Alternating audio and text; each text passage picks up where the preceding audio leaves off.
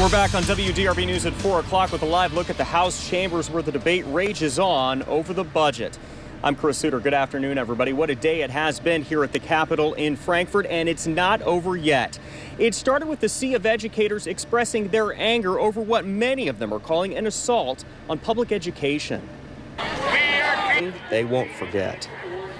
You know, some of those images from the WDRB Skycam were pretty unbelievable. It really showed you how many people were actually here.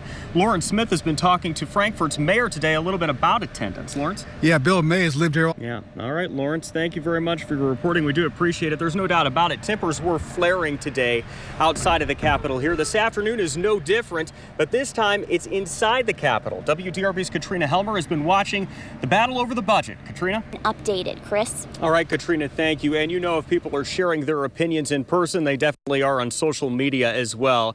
Travis Ragsdale is back in Louisville at the studio monitoring social media. Travis, thank you. The big story of this election, a big change in the U.S. Senate, courtesy of Indiana voters. Yeah. WDRB News. Okay, Travis, thank you. Polls are starting to close in other parts of the country, and we're slowly getting a picture of how voters felt this midterm election. Carol seat's reputation. Tonight, Nicole George won by a significant margin over her two opponents. She beat out Brett Schultz and John Witt to be the next District 21 councilwoman. There's a look at the numbers.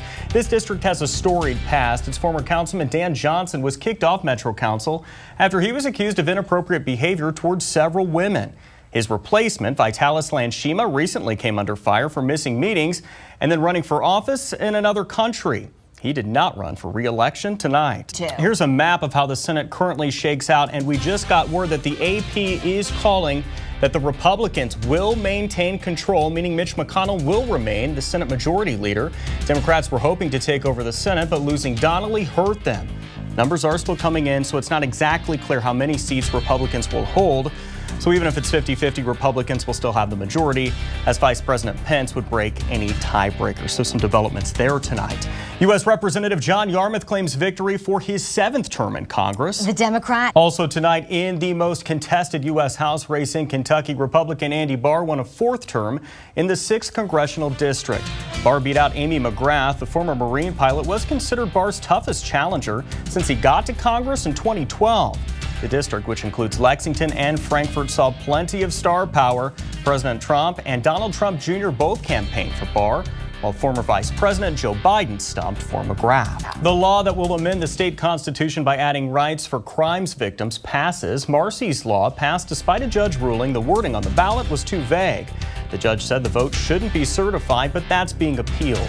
The court will decide if tonight's vote will actually count. And the numbers are still coming in across Kentuckiana. Continue to watch the bottom of your screen as the numbers will keep scrolling. You can also head to WDRB.com for the latest.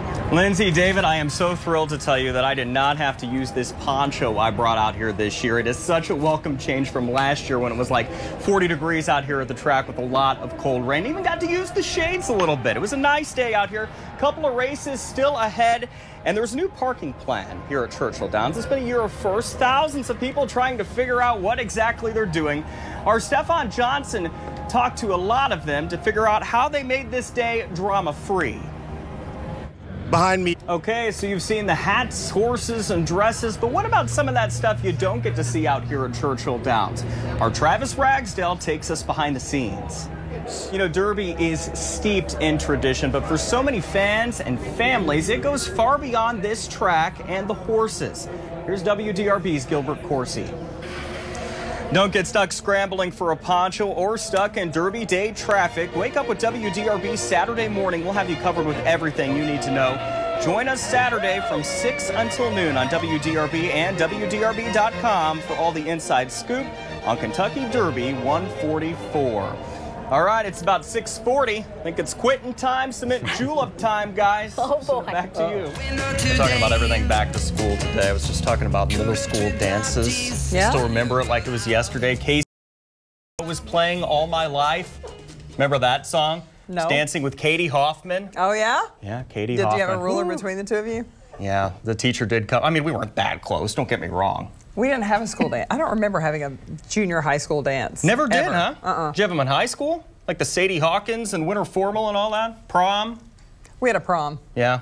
And I think there was one dance after a football game that I don't remember anybody going to. Oh, sure. Some of those pictures are epic, by the way. Yeah. As you look back in the memories.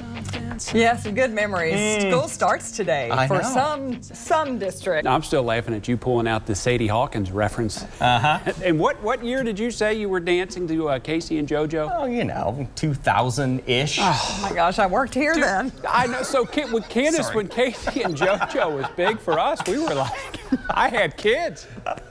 JCPS will spend nearly $500,000 to hire more bus monitors. WDRB's Hayden Rostevsky explains why certain buses need the extra staff. Hayden. Bardstown's former mayor will avoid jail time if he can stay out of trouble. John Royalty was charged with official misconduct and perjury last year. Investigators say he abused his power when he ordered a city employee to access private emails of a political rival. Prosecutors then say he lied about it under oath. The city council voted Royalty out of office. The agreement signed last week says if he stays out of trouble for the next 5 years, then prosecutors will drop the case against him. It also means Royalty must drop the 2 civil lawsuits he filed against the city. I think he just be at stake. Royalty also agreed not to run for office for the next 5 years. A special prosecutor has been named to help investigate allegations against Indiana Attorney General Curtis Hill. Hill is accused of drunkenly groping a lawmaker and 3 legislative staffers. Fort Wayne-based attorney Daniel Sigler was appointed to review the state inspector general's eventual findings. Sigler will determine whether Hill should face criminal charges. Hill has denied the allegations and rejected calls to resign. Thank you, Mike. There's a hole in a Churchill Downs parking lot that stretches 33 acres. You can see it there. WDRB's Jessica Bard explains how the parking lot fix could end up saving customers money on their sewer bills. The Louisville Water Company hopes new technology will prevent problems in old water lines. The device is called a pipe diver. It moves through large water pipes using special sensors and cameras to check for leaks and potential breaks. The robot allows the agency to inspect large lines without interrupting service and make repairs without replacing entire pipelines. Rather than spending... The water company has more than 4,000 miles of water lines, some installed a century ago. The agency has a goal to replace 1% of its underground pipes every year. Here's a look at today's top stories from WDRB News. JCPS will spend nearly $500,000 to hire 20 new bus monitors. The addition was recommended in the state's audit. These new monitors will be assigned to general education buses that go through a depot or routes that have a lot of kids on them. A body found in Washington County is believed to be a man that was reported missing last week. Family members reported 35-year-old Skylar Noggle missing Saturday. The body was found in a wooded area outside a home in Little York Monday. Investigators say the body was too decomposed to identify. A missing teen from Michigan is believed to be in the Louisville area. If anyone sees 17-year-old Jacayla Turner, call the National Center for Missing and Exploited Children.